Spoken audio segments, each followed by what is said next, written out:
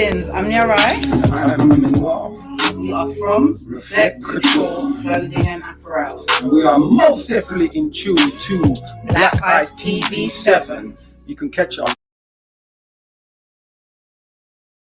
info at reflectcouture.com. Keep your head up, keep your head up. All the shit we been through, I know you fed up. These constant type of pressures, you ain't led up. This country should be happy we ain't teared up. Nobody love us, let us not pretend. No. Let us gain our independence and let us not depend. They'll never stop us now, they couldn't stop us then. This country lucky that we only want equality and not revenge. We need to invest in each other, how much you got to spend? I needed your help, my brother, how much you got to lend? You got a black business, I support you. I'ma buy black, the block I want us to buy back. I'm trying to buy that, I'm trying not to get shot at in Babylon with a cop at. I need to see an all black Amazon I can shop at. Stop that, cause a black man is king, black man is God. Any black celebrity quiet, that man a fraud. Cause they wanna leave us with no blessings. I seen blacks get beat peacefully protesting, leaving the street bleeding with no weapons, or get COVID treated with no testing. I'm squeezing with no questions. Keep your head up, keep your head up. All the shit we been through, I know you fed up. You ain't led up. This country should be happy we ain't.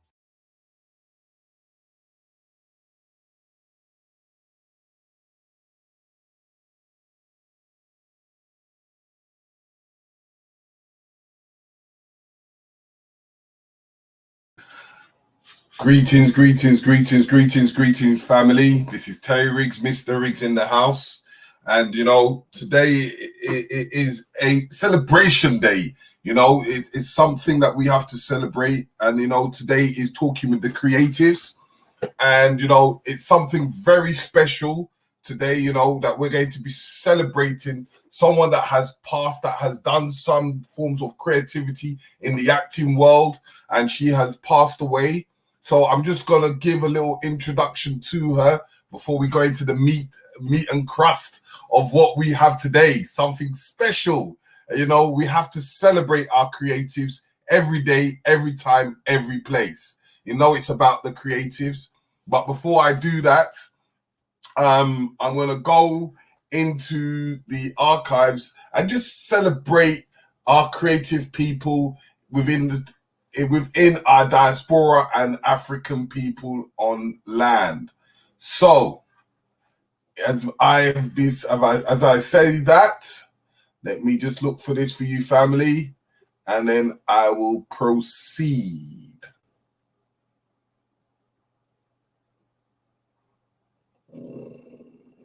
Okay.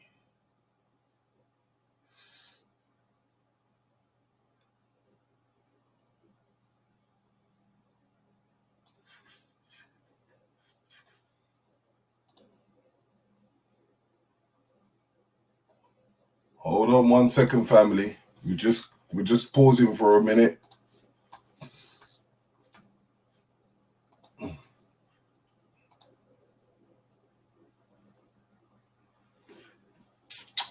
Okay, family. Now, it's just for it to come up, and then we can play it for you. Just bear with me, family. Sometimes these technical stuff, especially when you're doing it on your own and you're trying to get the best out of it. Where is it?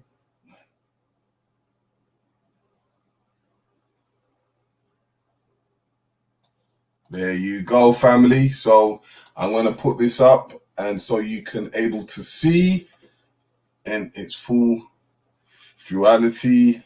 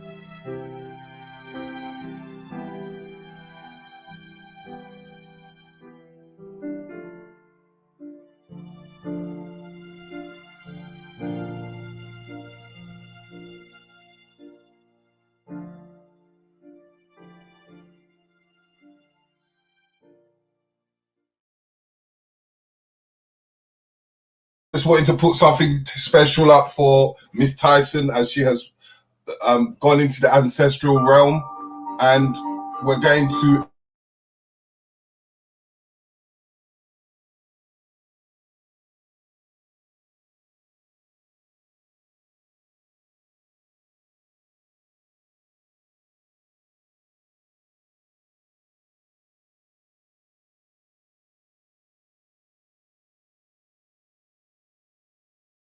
sorry about that, family. It was just a little technical problem there. But yes, as I was saying, Miss Tyson has just recently passed away. So now we're going to go into another introduction before we actually bring in our special guests. You know, it's something that you have to always celebrate, and you have to celebrate all our creatives. All right. So please share, like, and subscribe to the family. Push it out there. Make sure that we can identify all family across the globe. So I'm going to do a little introduction video before we actually bring our special guests into the house.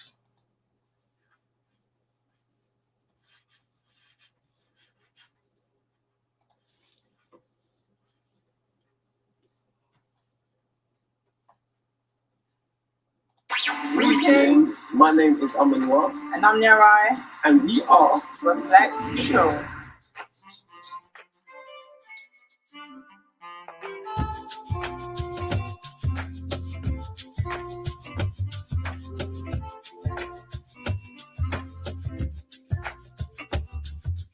Reflect Couture is a children's clothing and apparel brand. We are a family business, a husband and wife duo. In our first season, long and short sleeve t-shirts, hoodies, cups, bags.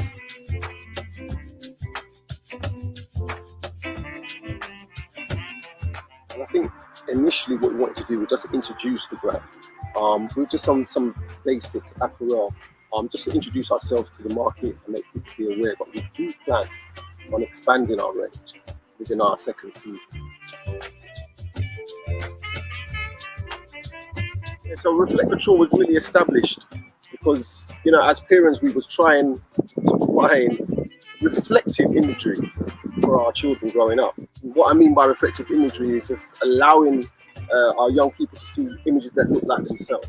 So, you know, we go into various shops, we're not going to mention any names, we go into various shops and we see, you know, fairies and just different types of imagery that didn't reflect us. And we find it so difficult to shop that way.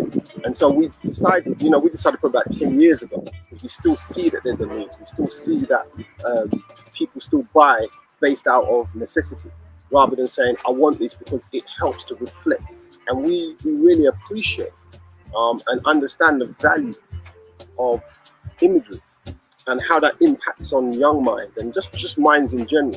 You know, we really feel about that was the real reasoning for us to really get this brand up and running.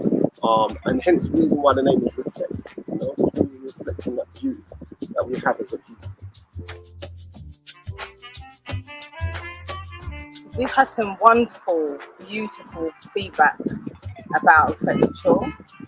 Many people saying that it's really something that's needed within the community.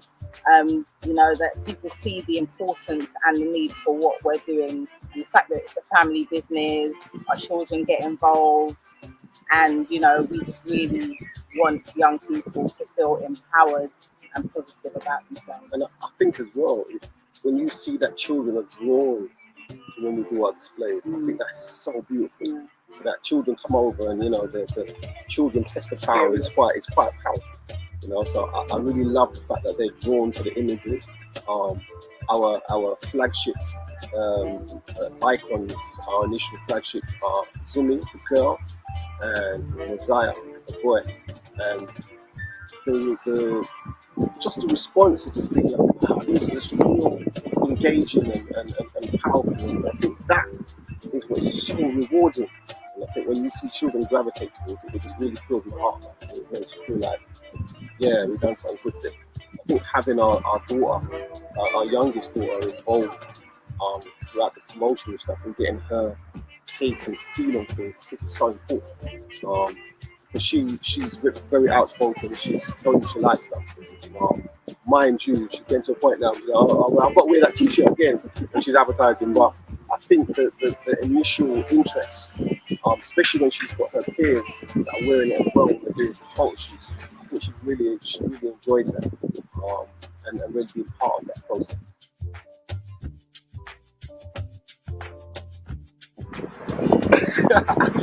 It's a good question. It's nice. It's nice. There's periods where we spend time with each other, and we're out and we're socializing and we're working and we're generating, and I love that. Getting to appreciate each other's viewpoint. It's good to bounce ideas off each other, and just have that person pushing you to do more and achieve. Yeah.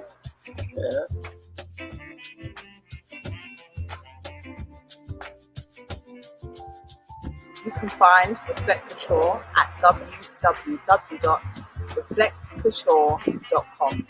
We're also on all social media at Reflect Couture. That's right. Yes, you can find us at www.reflectcouture. You can find us at. I'm sorry. You can find Reflect Couture at www.reflectcouture.com. Our social media handle is at Reflect Couture on Instagram, Twitter, Facebook, and LinkedIn.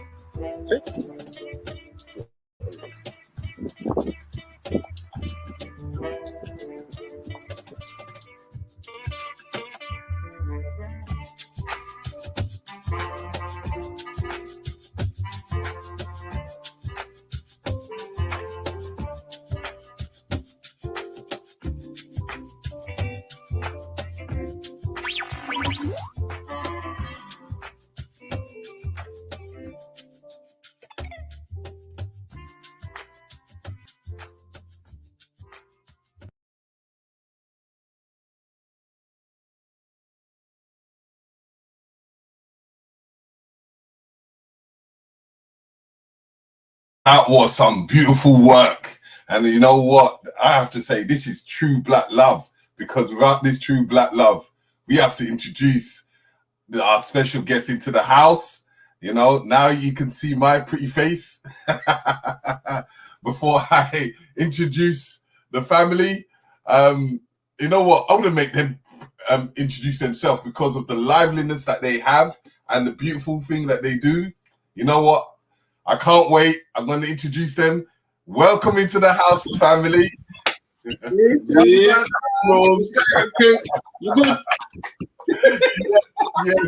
fantastic. The biggest duet I can ever think of. And you know what? This is you lot should be my mentor for my black family first, because economics, black love, you've all got it in one box. And the way with the kids, it's amazing. So how are we gonna start this? It's your honor to introduce both of you yourselves and to the public, and tell them about yourselves just at the beginning. Yes. Cool. Take it away. Greetings, everyone. I'm Nyarai. So, yes, I'm one half of Reflect Couture, one half of Reflect 9, queen of the family home. Good to be here tonight. I give thanks for being able to share some of myself, some of my family, some of our business with you. So, yes, it's an honor to be here. Yeah. You know one thing that I'm going to say though, I don't like to use the word half, because it's supposed to be a whole. Whole, yes. Yeah. It's just there's just one. Indeed. So you become one and you stay as one. When you have half, there's a divider in between. As there is sometimes, but anyway, but yeah. So you start. Start. No, indeed, very true. Very true. Words are so important. So, you know, who's going to go first? Because we want to, this is about talking with the creatives, and you know, I want to show people the passion of your creativity, because that's what you've built upon, even to create in your household, to create in your business, create in your family. So, you know, you both come from two separate journeys to come together to making it one big journey. So, which one of you is going to go first? And just give us your childhood journey. Let's start. I always say, you know what? Your creativity, right? It starts from the age of 15. When you think back what you liked when you were 15 and look at what you do now, you see the similarities. Yeah. Word. I think you're 100% right. And I think one of the things I will start off by saying is that we've been... Oh, you want to introduce myself? All right. My name is Amanoir. Multiple creatives. One of the things that we're working on at the moment is really linking the amount of people I know who do multiple things. So we're not one dimensional, we do multiple things. And so our connection actually was one of those creative spaces that we met from teenage. And that was in the dance world. So we've been together for 28 years, 29 years. See how she quick me quick there? See how quick she was right off the bat. Yeah, but 29 years we've been together. But our creativity and our connection came from the dance world. So we used to dance. I ran a dance company, very successful dance company actually, over 3 generations.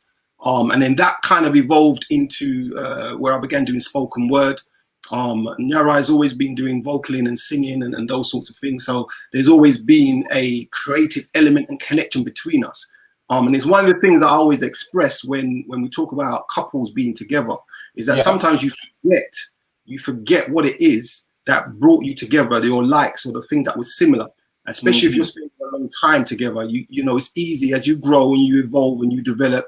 Sometimes you can forget what brought you together in the first place. And it's running any business. If you run a business with somebody else, you know, that initial idea and that initial connection that you have with them is so important that you keep that as your foundation for where you want to build and where you want to go. So our creativity has always been something that's connected us, and it's always been something that we have recognized that there's more strength in 2 rather than 1.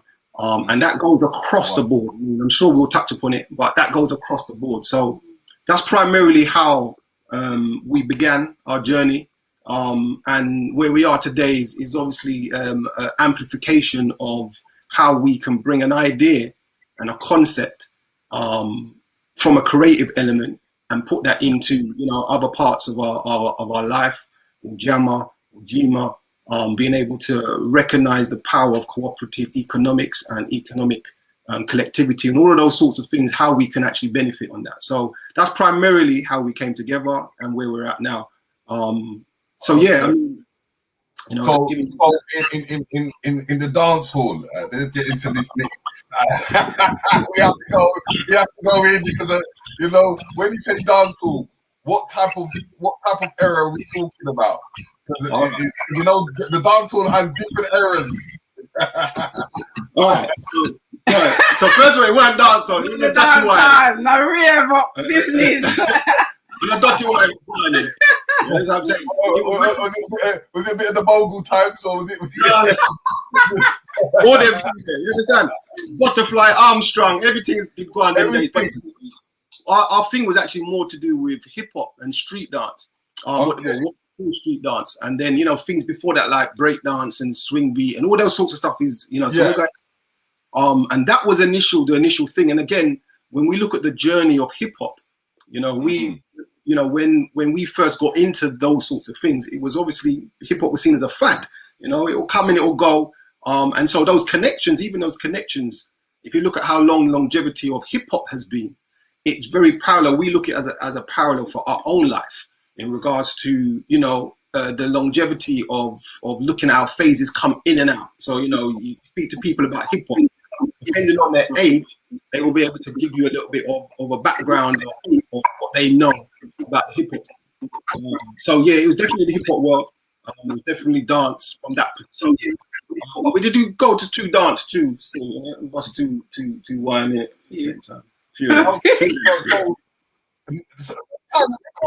It kind of makes sense Because if you're talking about the swing beat era and you're talking about the hip hop era, right? Bright clothes were really popular back then. So the yellows and the purples and the pinks. So and what I can see behind you, it makes sense on the colours, on the transition of what you're wearing like this and what you're doing right now. So you see how our past has a massive influence. Most definitely. Indeed. The vibrancy of colours, you know. Yeah. TLC were quite, you know, that was a bit further down the line, but you know, the bright that's us anyway. That's us anyway. We bring vibrancy, people, you know. So and I can even talk about like the good old 8-ball jacket. Oh my gosh. Click suit. You know about click suit? Yeah, they were all bright colours. That's right. So it's getting to understand the concept. But what from dancehall, what encouraged you to even go into that factors of fashion? Because that's another creative mind going from one concept to going to another.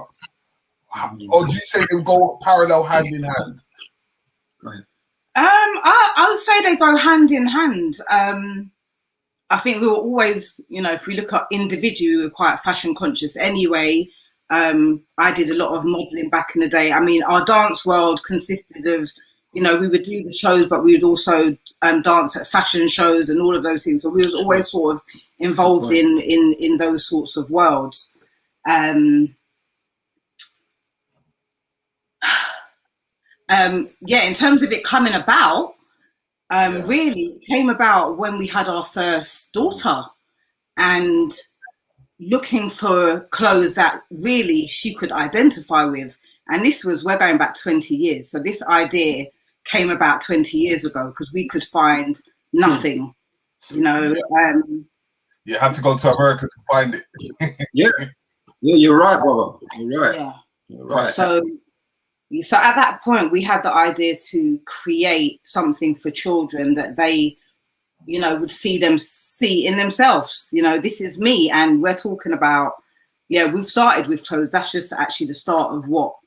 Well, you know, clothes, bags. What our starting point is just the start of really what we want to do, because there should be everything that you can get for another child should be available for our children in the image of themselves.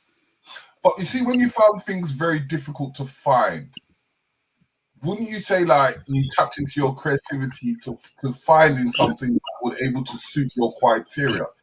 So in that period of time that you was looking, what would you say your criteria of fashion was at that time? For me, something that represented culture. You know, you want that. We wanted that imagery, but we wasn't finding it. So then, you know, the only other alternatives were African clothes, really. So African fabrics, which we had a lot of, and we still have a lot of at the time. It's very important for us to, you know, to be adorned in our cultural attire.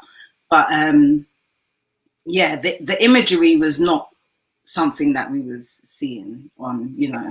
Because in saying that, I don't know if you remember like the De La Soul time and what do you call it? What's that? What's the rhymes group called? Leaders of the New School. Yes. And that time period, they would wear these like level medallions with the African thing and the hat, leather hat, and kind of stuff, where they try to improvise their own fashion. That's right. In that time of era, because if we're talking 20 years ago now, we're talking just before the 2000s. Really, time has gone. But saying that, we're coming towards the late 90s and the 80s and 2000s. So that would be kind of like the FUBU era. So when we talk about the FUBU, we're talking about the LL Cool J's and all that kind of stuff. But there was a slight influx. But do you find that sometimes we're influenced by the media and what we see that makes us kind of look upon black clothing at a certain period of time? Now go on.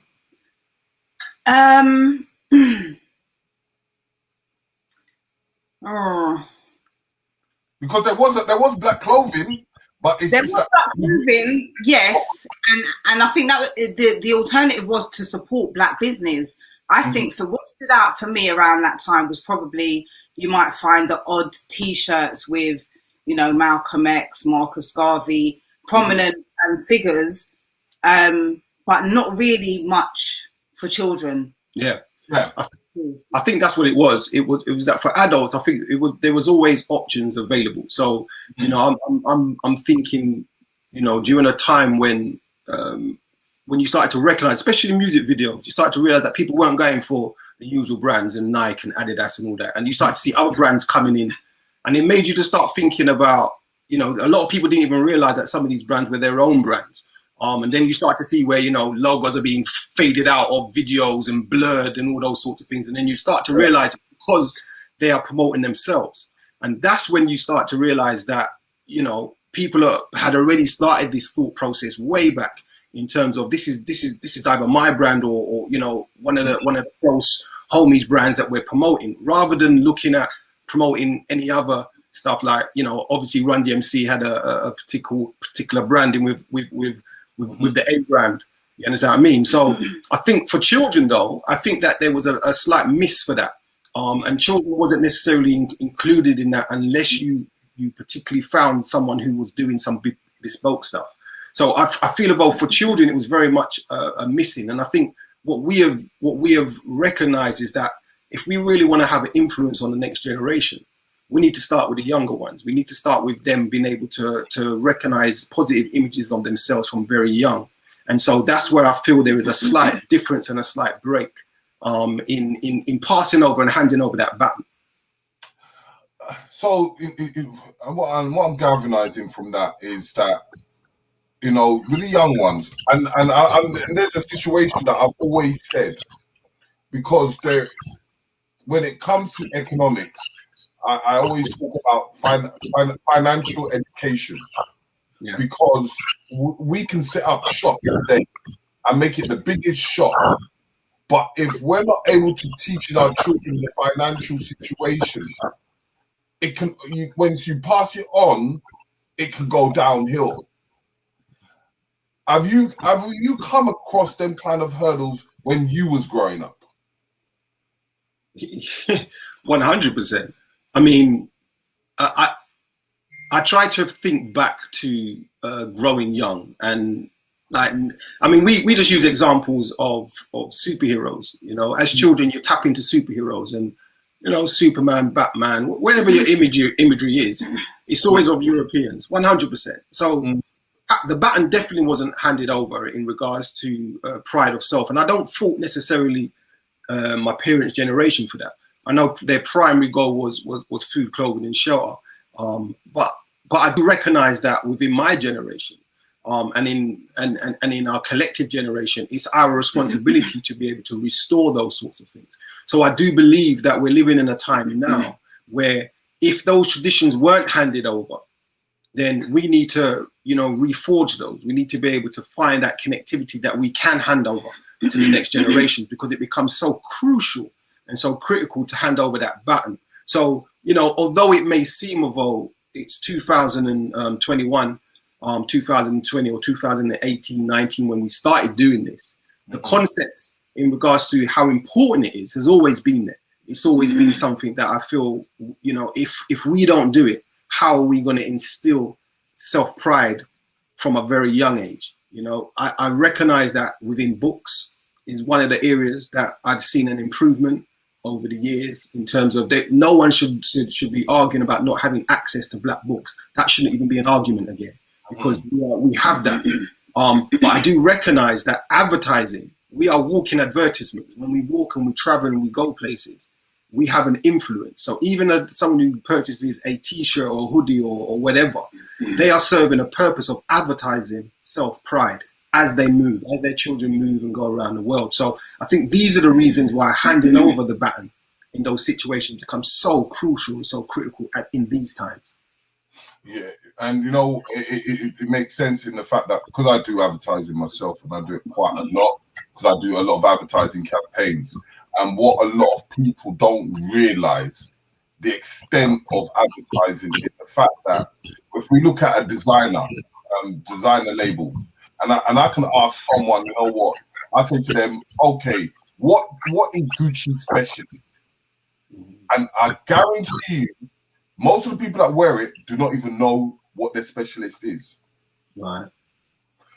And the reason why I say that, because their special field is where their highest income comes from. So when I say to people, oh, well, Gucci is to deal with what we call suitcases, they say, no, all the t-shirts and the shoes and I say, hold on. The reason why they brought couture, and the majority of the time, the reason why they bring couture is that you become a walking billboard. In the fact that it's couture really is promotional wear. Word. Where they're supposed to be giving it to you for free. That's right. That's right. But what they come to the market is that, oh, we can sell the promotional wear for a reasonable price. So now, to them, so if I sell that t-shirt for £200, how much would their briefcase cost? Exactly. Right. Exactly. The advertising the market tool that they use. Yeah. But because wearing a kind of a street cred mind, most of us can't afford that handbag or that suitcase. Yeah. It's beyond our means most of the time. But what we do is we look for the alternative because that brand is like an approval. So now, when we talk about that, it now puts their brand into perspective of the people's eyes. In that they think that if I have a good, it's official. So then when it comes to the black brand now, they look at that and they say, I would like to invest in it, but really, does it make me official? Because what you find, especially in certain communities, in the black communities, they will buy your tops. But how many of them will actually wear it on a regular basis? Yeah. 100%.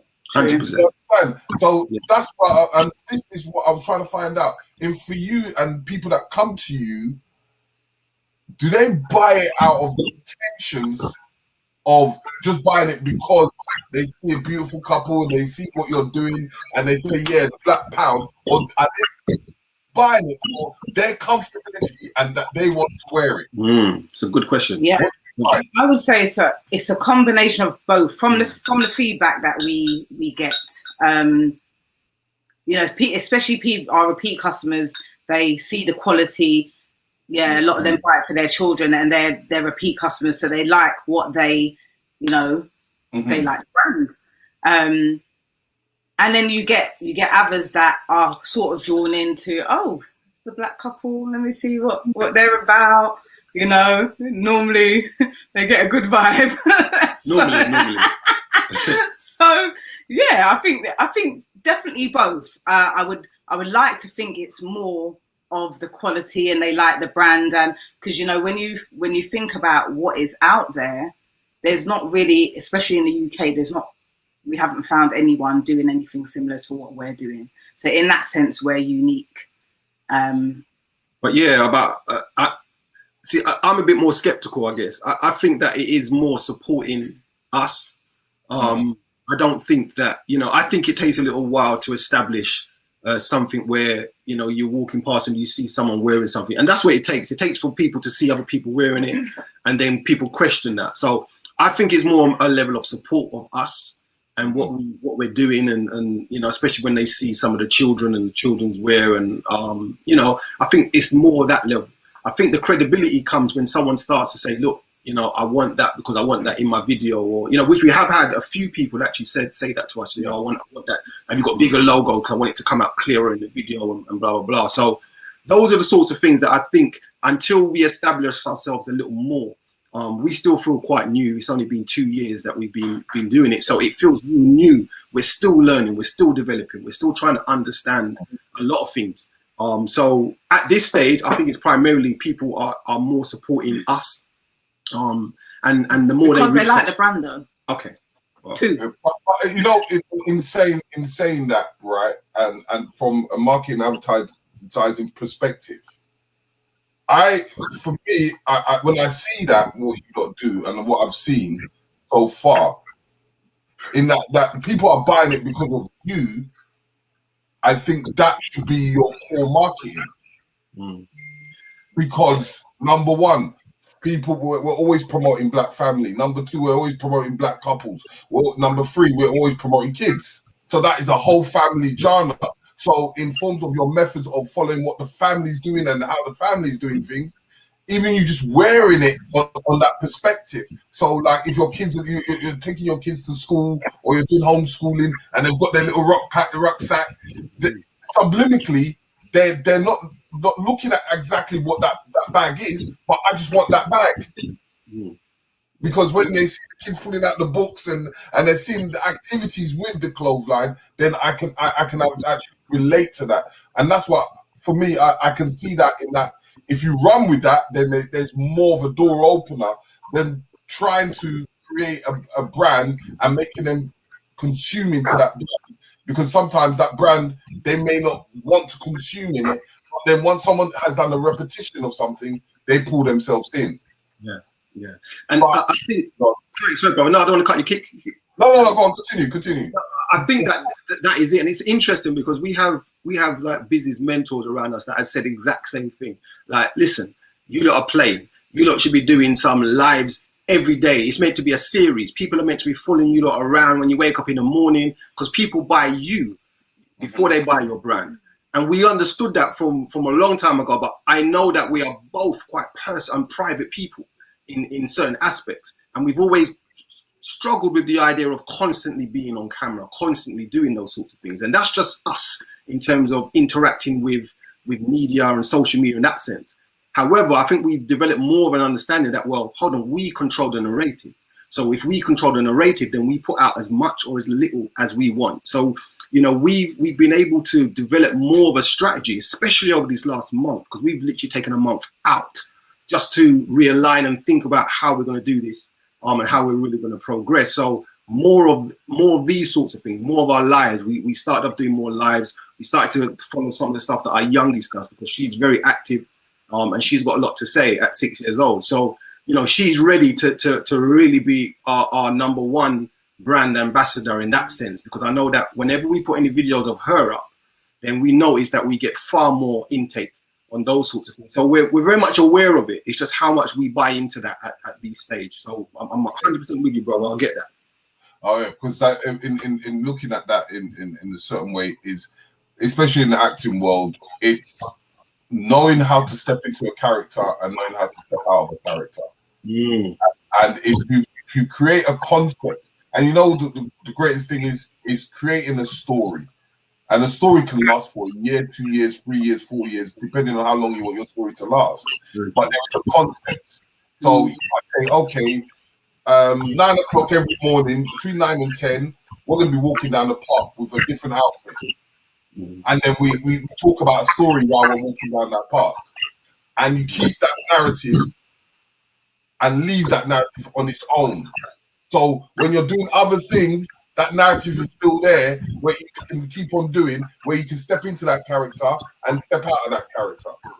So, but now let's get back to the understanding of the creativity, because now you said that you couldn't find the clothes. What was your next step in the fact of that you couldn't find nothing and your next step of moving forward? So the next step was really about creating something. So for me, it was, you know, I can't draw. Yeah, he's the artist. And at the time, I was like, I need someone to draw some images of children. We did, at that time get distracted, I would say, with, you know, our family circumstances at the time, having a child. So, you know, you get distracted sometimes, but it was always sort of in the back of our mind, sort of building up ideas of the things that we wanted to have in the brand. So, you know, when we was ready, and then got his handy artwork out and, you know, created some images. We have a wonderful sister, Loretta, Prince and Stones on Instagram, who really supported us in being able to source some quality clothing. So it was really about... Sorry, just to interrupt that, but I think what she also did was to open our options. She gave us ideas of what we could do, because I think we was quite one-dimensional initially, but I think she broadened that and said, look, you know, you can do this, this, this, and this. So as we started to speak with more people, it started to broaden, you know, what was possible. So in forms of your artwork, and you said you drew something or you put something down. What was your, you know, before she even broadened your mind, you said you was one-dimensional. What was your angle at that time? T-shirts. It was and now we're getting somewhere. Yeah, it was just like, right, T-shirts. And then within doing the T-shirts or thinking about the idea of the T-shirts, she started to make us seasonal. And then she was saying, well, you ain't going to want T-shirts in the winter. So you might want to, you know, do some of these then. Then you might want to do long sleeve T-shirts. Then you may want to think about hoodies. And so, and then you also need to think about boy and girl in terms of your imagery. So rather than having one design, maybe have a boy and a girl. And then the idea is that we develop a series, which is what we're in the process of doing right now. But I think that the original concept was just monocolors, black, white, just get it out. You know, because sometimes you take long to do something because you feel like you haven't got everything in its space. I mean, we've only developed color over the last, you know, 18 months or 12 months, because we recognize that that's where when we really want it to go. But when you start bringing color in, that then amplifies your storage, right? Because you just had black and white, now you have green, yellow, pink. Someone wants a 9 to 11, someone wants a 1 to 2, so your stock. Yeah, if we turn the camera around, boy, you will see the stock room right now. You understand what I mean? So that's what it becomes. And so, you know, we have to then invest in ourselves a little more. But initially, that's what it started with. It's literally of the characters and just doing T-shirts. That was it. Okay. So, but, you know, before that T-shirt, you know, there's something that just came to my mind. You said you did the artwork. Yeah? Go ahead. How did you do the artwork? Did you do it on a computer or did you actually draw it out? Okay, so I'm old school, yeah. So I realize now that I could have done a lot of it on the computer, but I'm old school. It had to come from drawing freehand and then transferring it to digital. So when I was at school, if I'm honest, that was probably one of the main areas that I wanted to go into. Art, and this is quite an interesting story. I wanted to do art when I left school. And I went to college, and I remember waiting in the art room for the interview. And I remember looking at other people's artwork. And I'm talking about people, there was some proper drawings, my little hand drawing and my little stuff just paled in significance. I was like, you know what? Maybe this ain't for me. And that speaks volumes about not having confidence in yourself, not having confidence in your ability to say, you know what? I can do this. So I gave up. I was like, art is, there's no money in art. You know, we're going back, you know, obviously the late 80s. So, you know, I wasn't looking at doing no art. I didn't know all the graphic design, all those sorts of things were all in the future per se. So that art, that creativity of being able to draw and have an idea of taking something from your mind and drawing it, you know, freehand with pencil. That's how I started. And then I knew I can use Photoshop and those sorts of things. So I said, all right, if I can make this digital, it will make it a lot easier for me to manipulate colors and simplicity. You know, so again, a learning process, just being able to teach yourself and recognize, all right, maybe these rough edges need to be bold so that it's easier to print. And what do we want to make it? Do you want to make it detailed with shading, or just make it one monocolor? And I think for children, doing a little bit of research, monocolor works well because it's just solid. As they get older, they start to develop more of a want for the shades and everything else, where you get a little bit more detail. But I didn't want to go too much down that road. So that's how it started, literally from hand drawings, you know, literally. Because, you know, in me saying that, right, you just mentioned something about your confidence. And one thing that I've learned in the fact is that the value only comes from the buyer. The buyer is what makes it valuable. Without the buyer, your thing can be worth nothing and it can be worth something. Right. So by me saying that, in the fact of your artwork, why have you made like stills of characters? Yeah. Of artwork? Because where I'm going to now is exploring your creativity. So think about it like this.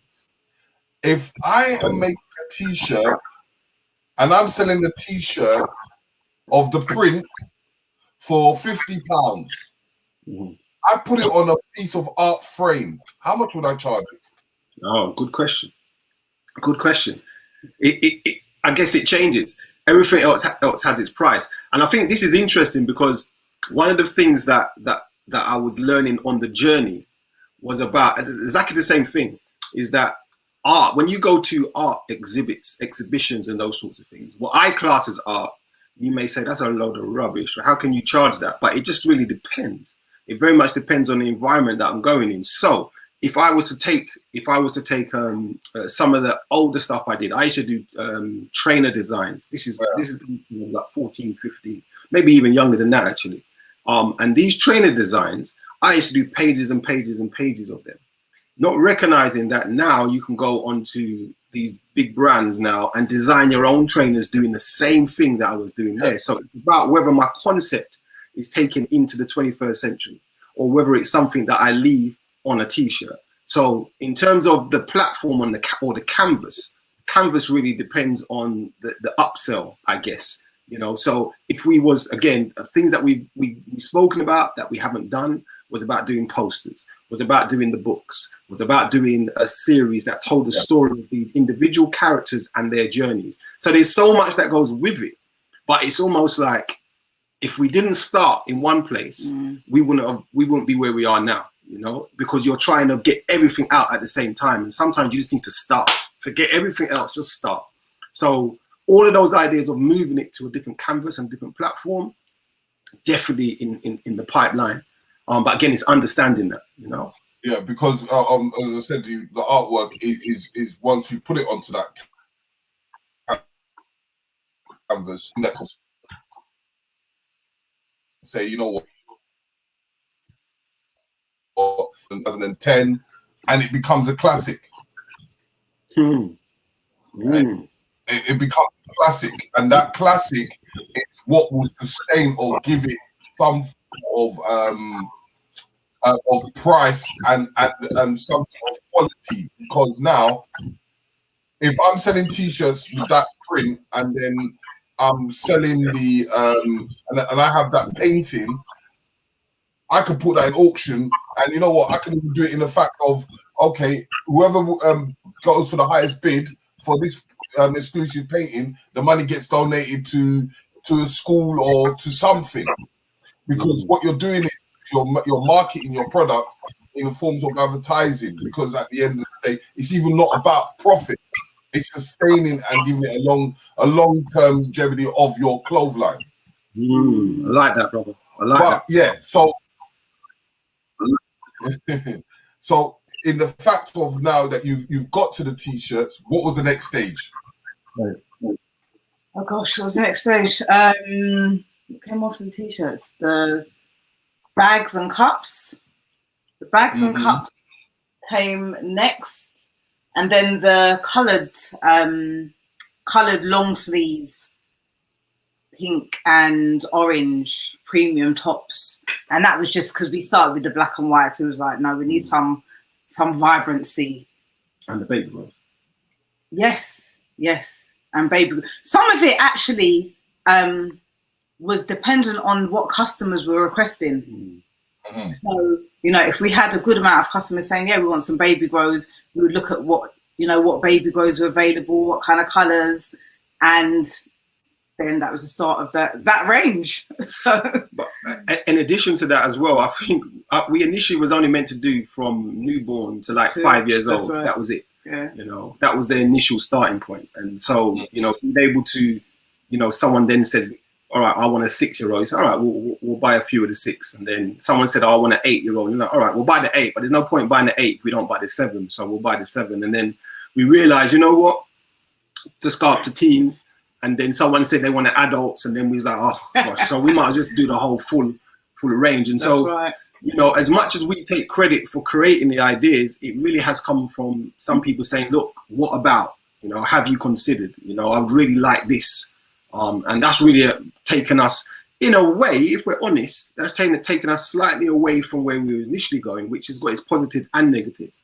But at the same time, recognizing that, you know, sometimes you have to listen to what customers are saying. You have to listen to what people are saying, because if it was up to me, I dress in black all the time. You understand what I mean? And so I'm good. But I realize that some people don't like dressing their children in black. So, you know, we have to think broader than just self. As they always say, don't wear black to a funeral.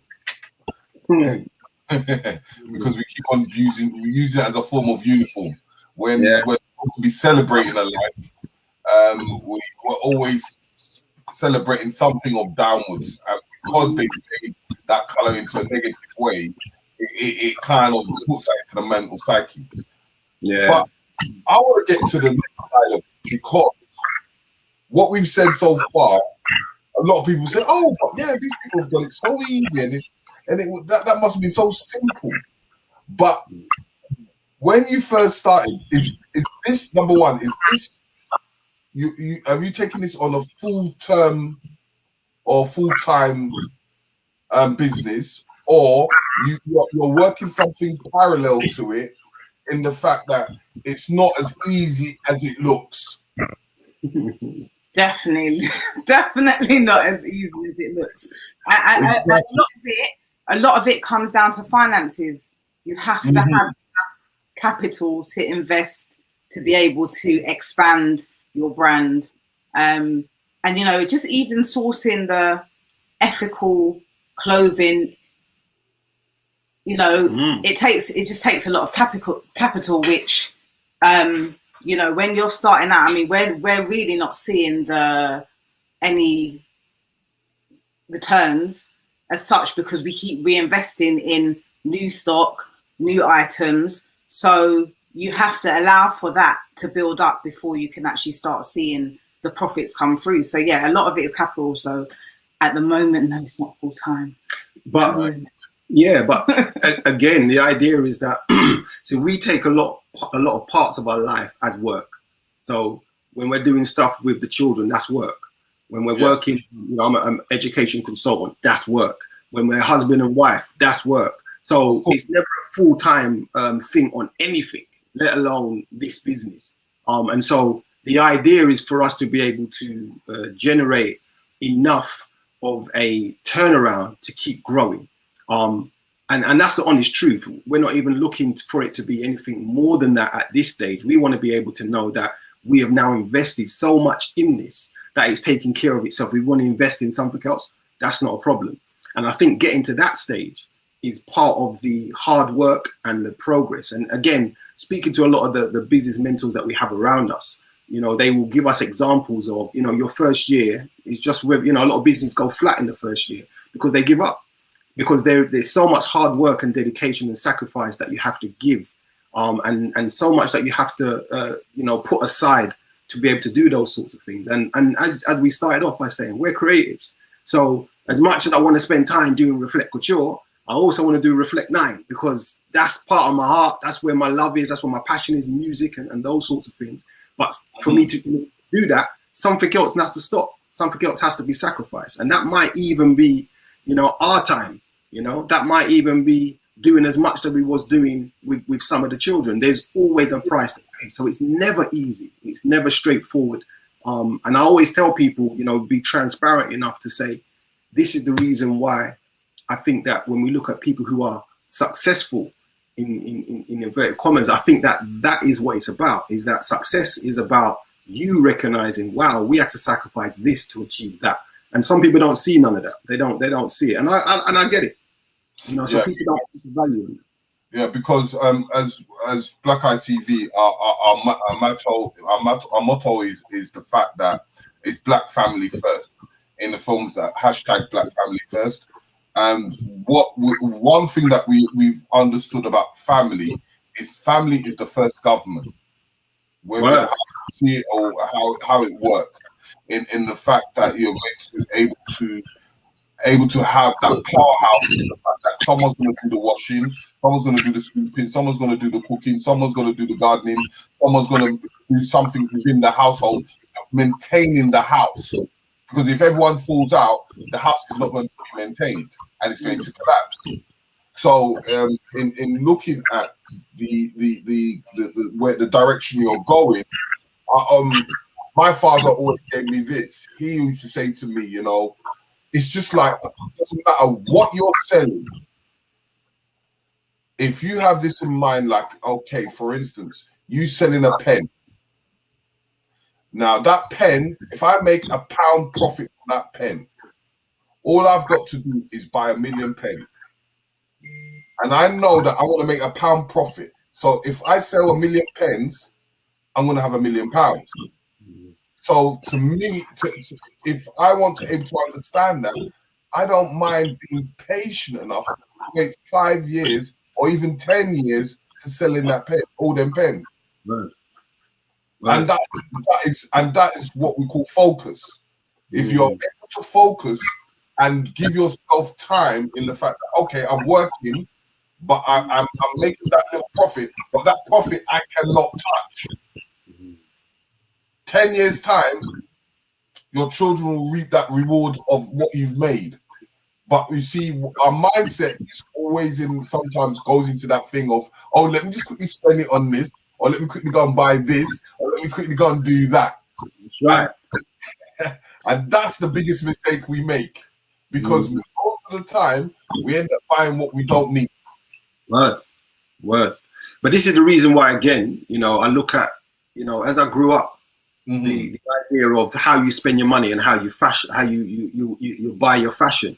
You know, I was, as a child, I was given certain amount of money to go and buy clothes. Some of my brethren will go and buy. Them days it was like Chippy and Chevron and certain brand names. And you buy a one Chippy trousers, it was £40. Boom, money gone. And then you realize, hold on a second, if I go to the markets then and I know how to put my stuff together, then I can go and, you know, spend a good £30, come back with a whole heap of bags and still have money left over.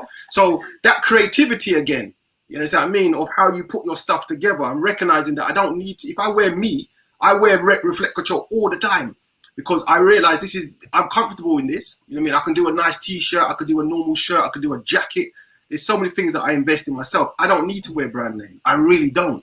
And so we save that sort of money and we recognize that I don't need to spend money on those sorts of things. You know what I mean? Not one of us in this house has any Gucci, Louis Vuitton. We don't have any of them thing there. And that's just primarily because we realize that we want to keep the money in-house, even if it's just within our community, to be able to say, we know where our money's going and we're not spending extortionate for things that we don't need. Yeah, there's other things I do spend extortionate for. That is my own personal vices. Do you understand what I mean? Which we all have. Do you understand what I mean? We all have a little fashion things that we like or cars or whatever it is. But I realize that if we have our own creativity and we invest in ourselves and we think a bit more about how we spend our money. I was always told that, you know, saving is just as good as gaining money. Do you understand what I mean? If you can save, that makes sense. If you're saving for something, yeah, it's an investment. So 100% King, I hear that. Yeah, because you know, if you ask 100 kids today, how many of them have got a piggy box? They probably can't answer. What's that?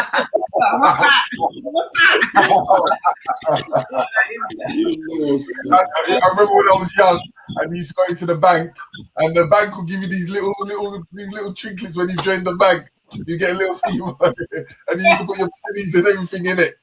But then and then you wonder where it's gone. Piggyback get raid, boy. Yeah, man. But we had a mindset back then. But what I'm finding today is that it's like money grows on trees. And literally, I mean money grows on trees. Where even when the parent has cut back, the child is advanced even more forward. Word. Yeah, peer pressure. And that pressure alone is so difficult. How have you felt it with your children today? In the fact that there's things that you don't want to buy it, but you just have to buy it. We definitely feel it. I don't know about the have to buying it part yet, but there's definitely negotiation, and it's definitely peer pressure. There's, a lot of the time we find is they're not really thinking about, okay, how much does this cost to make? How come these people are selling it at such an extortionate price? Where am I gaining in this process? Because there's no gain for them, there's no, when you look at maybe whether these companies are putting any programs on for young people to learn any skills or anything there's no gain for them. It's all about profit. So I think a lot of the young people now don't really think that broadly unless it's kind of you have to kind of really remind them, why do you want this thing? Why do you want to spend your money with these people? So when I say about, I don't know about actually buying it, because there can be talk and discussion, but reasoning. In looking at that, and just looking at that perspective of the children and how you've moved your business, but then what would you say is your true forte, or what you actually specialize in within your brand? Your specialist, because a lot of people we could do 1,000,001 things, but what do you actually focus on? It's a good question, because as I said before, I think we're still learning, and we're still trying to understand our strengths. We're still trying to understand what it is that we do well and what we could do better in. So I think we're still really developing a true understanding of that, rather than me pulling something out that I'm not 100% on. I think we're still developing.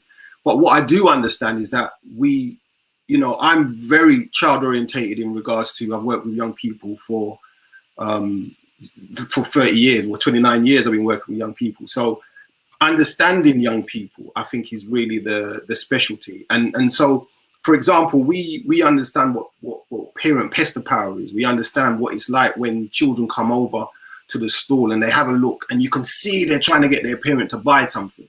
We try to recognize what the parent might be going through. Like, oh my gosh, I brought you out to this market fair, and my child is just going to want to abrupt me buying everything from every store.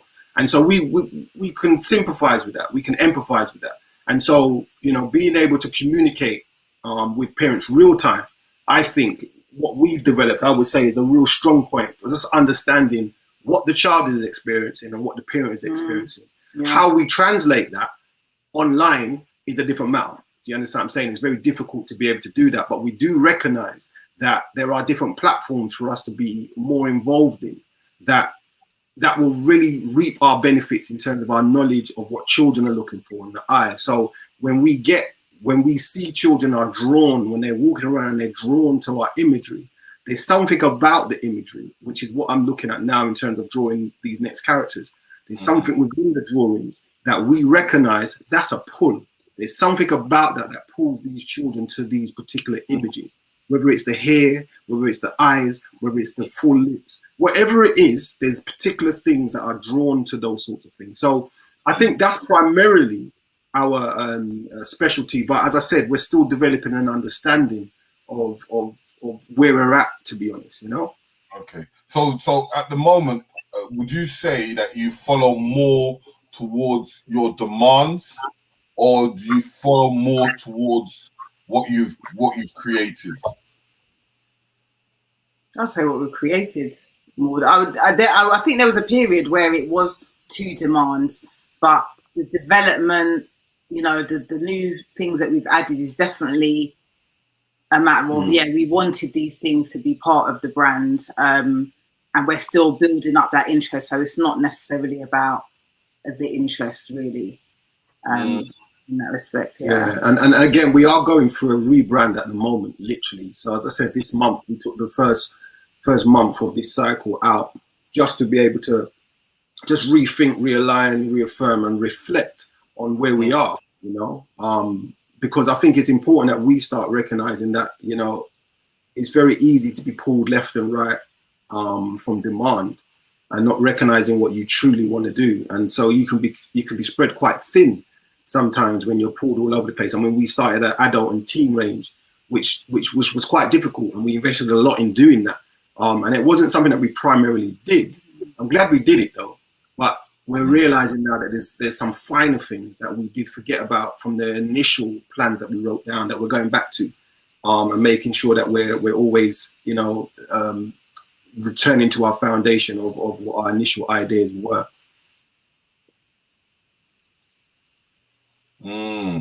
So what kind of things are we expecting for Reflective Couture for the future?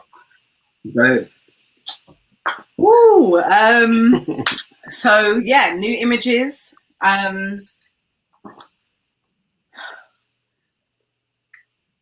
Listen, you don't want to say too much. I know you're trying to hold. The reason why is hold on. You know what? Let me hold back for a second, because I know there's one creativity you haven't even spoken about. The music, yeah. Oh, so when was you gonna say that? Well, we were just talking about Reflect Couture right now. But part of the creativity, because as you said, and you said it by rights, that you went from dancing to fashion, but dancing has a consistency of other creativities. So, and I can see behind you, my eyes can see a guitar. Go on, Mr. Rick, tip on it. So I know from previous, do you combine your fashion and music together? We have recently. It's not something that we did before, but we have recently, and that will be sort of showcased quite soon as part of our launch. Yeah, talk to me, man. As part of our launch of Reflect 9. What is that? Reflect 9. So Reflect 9 is us. Yeah. They're looking at me like Come on, man. Part the thing, man. So yes, combining my vocals with spoken words. Something we've both done. You know, Amin's been doing spoken word for over 20 years. I've been singing for a bit longer than that, really. So I stepped away from singing for a while, so I've kind of dipped in and out occasionally. Featured on quite a lot of Amin's earlier work.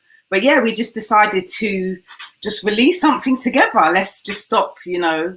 We have these I don't want to call it talent. We have these gifts that we've always been working on and have not really released. So yeah, Reflect 9 is here.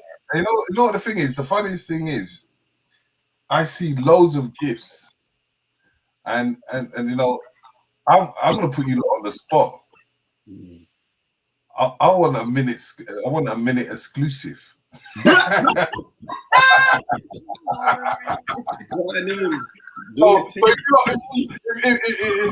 get the guitar quickly, and put the vocals, and then put the bag in the middle, we can have a joint. This is for marketing purposes.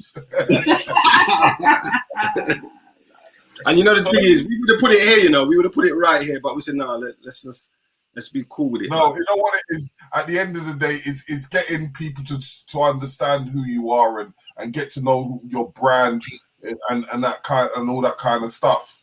You know, so I'm always asking people to promote yourself as much as possible. You know, make sure you go to all their social medias, as you saw previously on the video, and their website, as you see on the adverts. As this program will be premiered again on our main channel on Sunday, so people that don't get to see it today will get to see it on Sunday as well.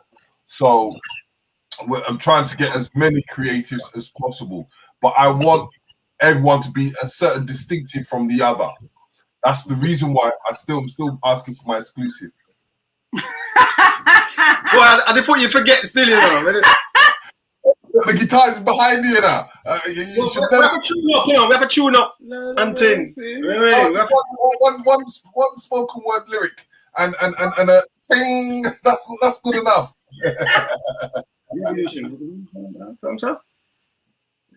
See, we've already. All right, we'll do something quick. Yeah, we'll do something quick. I mean, this is just something that duet. Just give us a little duet on the spoken word. All right. We've already been warned and advised by the wise. We've already been warned and advised by the wise. We've already been warned and advised by the wise that when the revolution comes, the revolution will not be televised. The revolution will not be. The revolution will not be on TV, DVD, CD, tape, or vinyl. See, the truth about revolution is that revolution will be beamed live via your nervous system through your arteries into your spinal. Revolution shall mean no more excuses while you sit and dream. Revolution shall mean no more sitting on the fences, make your allegiance and back your team. For the revolution will not be financed by small industries. It will be backed by grassroots organizations who will devise and advise. The revolution will not be served with cocoa fries or not be caught on cameras by skies and skies. Therefore, the revolution will be unavailable for CNN, Sky News, and BBC 24. For the revolution will be transmitted to the 85% who are hungry, needy, homeless, poor, and can't take no more. The revolution will be sent at the subsonic frequency of 913 megahertz, causing white supremacist eardrums to hurt and take on espionage tactics both covert and overt. See, when the revolution comes, the revolution will divert brothers from chasing skirt and sisters from talking dirt. See, the revolution will be alert to all colors of the rainbow, red, black, and green alert. See, when the revolution comes, Mother Nature will lead in the fight, right? And she'll bring those stars in the days and raise those suns at night. Revolution, revolution, revolution. Revolution. Revolution, revolution. Revolution. Revolution. Revolution. Revolution. Beautiful, beautiful, beautiful. I love that.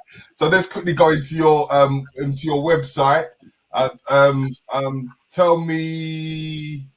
Hold on, let me get into it. Into your website, go to your homepage. What can you show on your website for the people in what you do? Please go to the website.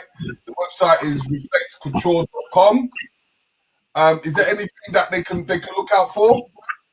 Yeah, you can look out. On Monday. This is an exclusive actually for Black Eyes TV 7. This is an exclusive. On Monday we will be dropping something for our competition. So there'll be a whole leap of stuff going out on Monday. And for those who actually, we're going to set up something just for Black Eyes. If you put in the code, we'll send it to you. It will be Black Eyes TV 7 will be your code, and you will get a discount. Okay, so we're doing a big discount on Monday, and it's really just to help us relaunch as we start to push out our new designs, which will be coming at the end of February. But from Monday, we start pushing out again. As I said, we took a little month out. And so we will have our new stuff starting from Monday. So some of our stuff will be 50% off. But you heard it here first on Black Eyes TV 7. So yeah, we will send out a special code. I'll send it to you, brother, and then you can advertise that. Yeah, I'll put it on the people when you watch the video again, it will be in the description box. So please do get there very quickly. And if you need to able to contact, to go to the website and fill out your name, email, telephone number, and leave a message, and say that you heard from you heard it through Black Eyes TV 7, and you know what, you might get something nice, something special. But it's all about spending black and believing black and understanding to being black. But if there was something special that you lot would like to say to the public before we head out, before I do that, let me just quickly go and talk about Sunday. We've got the NOI question time once again, part 3. And this time we're going to be having Phoenix. We're going to be having black parent, British parent. We're going to have Paul Obinga. We're going to have Brother O'Shing, and they're going to be talking on the education perspective. That will be on our Facebook, and that will be on our YouTube on the main channel. So please go to the other channel and check it out, or put a reminder on there so that you can find out what's going on Sunday. Then as we go once again on Tuesday, we do an open platform called True Talk, and we have a discussion on many things. So we're going to be discussing on corporations and things like that, which is a good discussion that we had last Tuesday. So go check that out, and go and check out all the other shows that we've had. And please subscribe to this new channel, because this new channel is now going to be our entertainment channel, where we put our music videos and artwork and fashion and whatsoever. So this channel is the new channel, and you're able to engage with that on the entertainment basis, even comedy shows, women discussions and things like that. And look out for the International Sister Circle that we have every Sunday on the main channel, which it has someone from one of the elders from the community with our women from the group from the International Sister Circle called ISC. So if you're interested, please go to the International Sister Circle website. And that's it. So if our couple has something to say to the public, the floor is yours. We would like to send out love, light, power to you all. Obviously, everyone's been going through this period. Stay focused, stay aligned to your true purpose.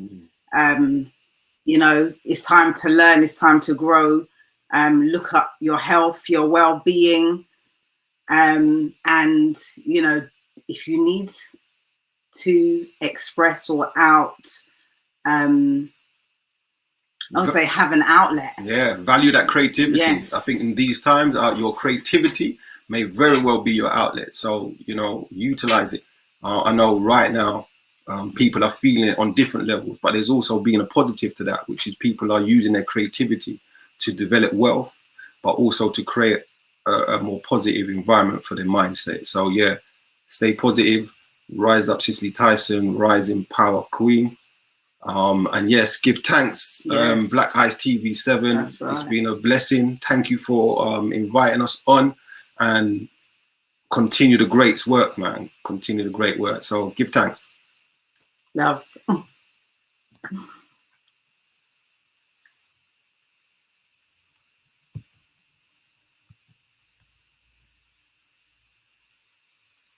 As you can see, once again, this is a special one, to our sister Tyson, and her putting her great works into in many years. Because look, from 1924 to 2021, that's an amazing legacy that she has actually put down, from the films of Roots all the way up to films today. That is an amazing work. Go check her out. Make sure you watch one of her films and just have a little reminisce of someone that has put a legacy down especially for our people. So it's love and light, and we're going to love you, and peace out.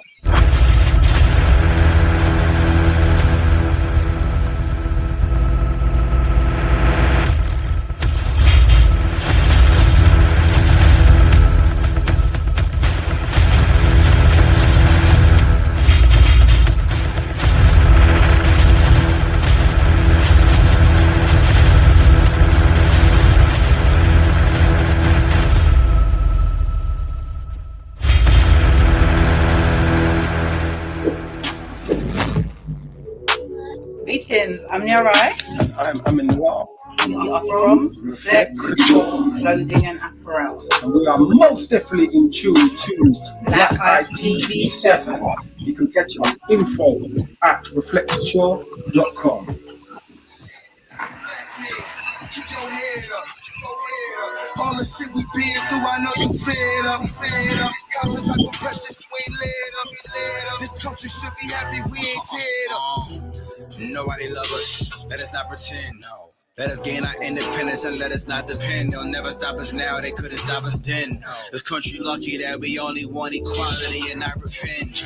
We need to invest in each other, how much you got to spend? If I needed your help, my brother, how much you got to lend? You got a black business, I support you. I'ma buy black, the block I want us to buy back. I'm trying to buy that, I'm trying not to get shot at in Babylon with a cop at. I need to see an all black Amazon I can shop at. Stop that, cause a black man is king, black man is God. Any black celebrity quiet, that man a fraud. Cause they wanna leave us with no blessings. I seen blacks get beat peacefully protesting, leaving the street bleeding with no weapons, or get COVID treated with no testing. I'm squeezing with no questions. Keep your head up. All the shit we been through, I know you fed up. Got some type of pressure, you ain't led